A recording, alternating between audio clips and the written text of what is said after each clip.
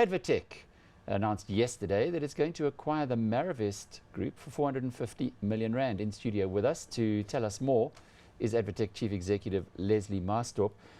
12% of your market cap. This is a significant transaction, and we're glad you could come and give us a little bit more of an insight into the strategy. So often we had your predecessor sitting in that chair, Frank Thompson, and Gugu was ruthless in saying to him, why why have you not taken some heed of what's happening to Curro and Curro's growth, etc. This is a big deal, though, and maybe a move in that direction. A couple of things, Alec. Firstly, thanks for having me. Secondly, the big story, I think, is that Advtech's student enrollment for 2015 will increase by 70%. So this is not just as a consequence of the Maragon or Maravest deal that we've just announced yesterday. It's also a result of Centuris and the other transactions we've just slow down. Sort of done. 70%. Student That's numbers. hypergrowth. Yeah, exactly. Let me also say that, whilst I would like to take all the credit for these acquisitions have been in the making for a while. Transactions of this nature don't happen overnight, as you know. I mean, in fact, my schools division have had a relationship with Maravest for several years. So there are often kind of conditions that sort of enable a transaction to happen, and it just so happened that it sort of coalesced around this time. So as much as I'd like to take all the credit, it's certainly not for me. The second point I think about this deal that's important, Alec, is that it consists of both premium schools, which is the area where we are the market leader in South Africa. As you know, we own the Crawford schools, Trinity, Abbott's College, etc.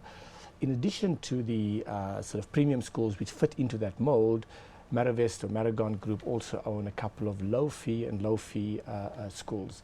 That's the area where we signaled that's a new market for us to enter, where there's significant growth.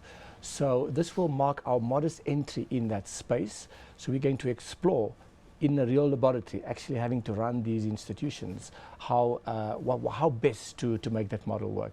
The third aspect of this deal that is very exciting for me is the fact that management is coming, having bought into the Advtech vision, taking stock in the company. We've signaled in our announcement that the bulk of the purchase consideration will actually be in shares, meaning that they want to be incentivized as part of Advtech going forward.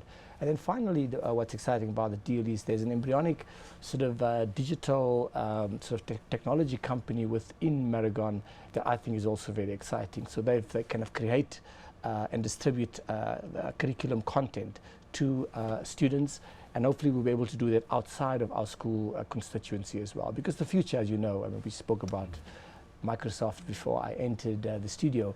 The future is technology, and technology is changing the way education delivery models will unfold.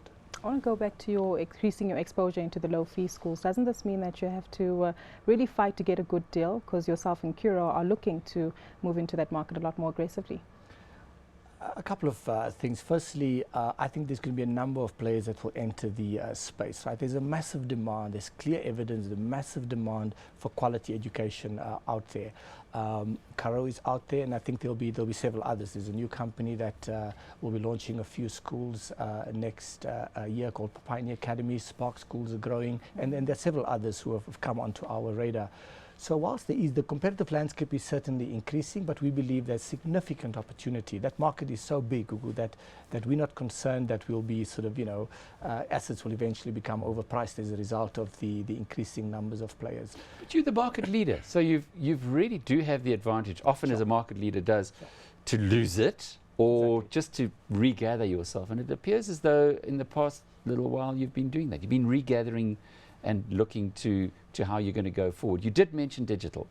What about distance education? Is that a threat to you, or perhaps an opportunity? Distance education is a big opportunity. I mean, up until now, I've mainly spoken about schools, right? But we've got two other divisions, critical divisions in our stable. The one is tertiary, where I see significant growth opportunities, and distance is the main driver of that. I mean, when you study the world over now, the sort of leading universities, in fact, the Ivy Leagues, as we spoke the other day, the Ivy League universities, all of them have established distance platforms. The MOOC movement, the Mass Open Online Courses, is the order of the day.